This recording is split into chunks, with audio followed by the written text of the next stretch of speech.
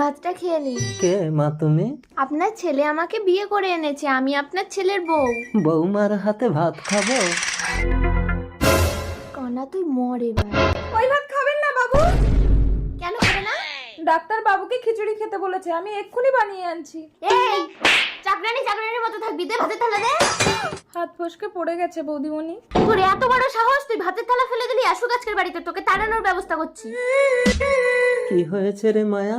বৌদিমণি আপনার ভাতে বিষ মিশিয়ে দিয়েছিল, সেই জন্য আমি আপনাকে খেতে দেইনি বাবু।